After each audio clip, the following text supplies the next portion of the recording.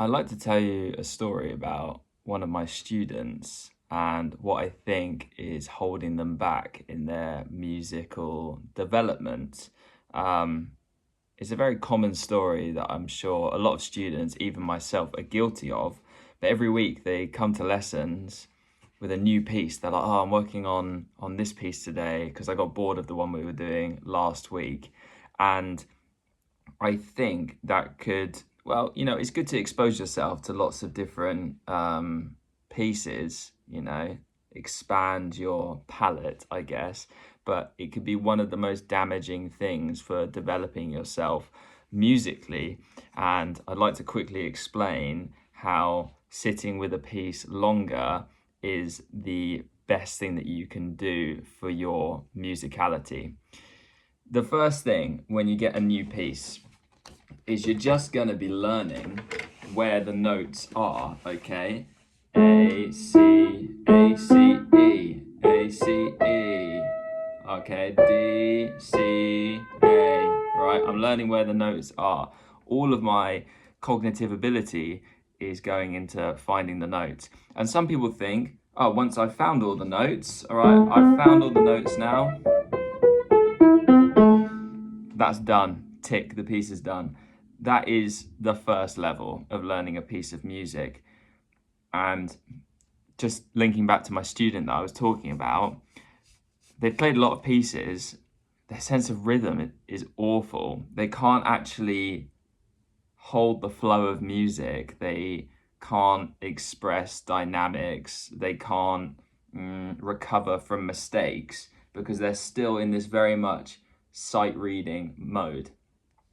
If you stay in the sight reading mode, you're never actually working on rhythm. You're never working on control because the brain can't access that next level. So level one, find where all the notes are. Level two, drill it again, with and without a metronome so that you can work on your rhythm. You can only work on your rhythm once all the notes are, basically programmed in your mind. So after you've looked at rhythm, you can then, you've got a solid rhythm. You can play with a metronome and you can perfectly play the song in time.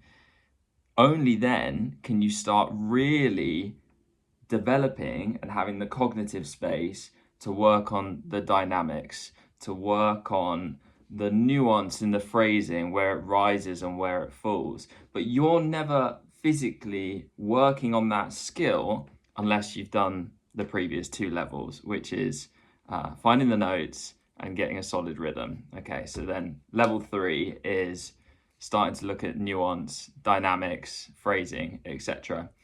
Only after you've done all of that, in my opinion, can you really start to develop musicality, because this is where interpretation and expression really comes through in a piece of music. So the moral of the story is you have to sit with a piece of music for a really long time, and you'll realize that what you thought was just some simple notes written on the page, it just goes deeper and deeper and deeper every time you play it. And this idea is also found in the book Effortless Mastery by Kenny Werner. So I hope I said his name right, something like that. I remember reading it a long time ago, but I would suggest you have no more than 3 pieces on the go. And I don't know, if it's just for the purposes of learning that bit of theory or that pattern, get it to 80% good. But I would also recommend picking a few pieces and getting them absolutely nailed to performance standard, because it is in that final push, that final polishing, where you're really starting to work on developing musicality. So that is my top tip for you. Stay with pieces a lot longer than you think. Then you will start to develop the more advanced skills and become a better player.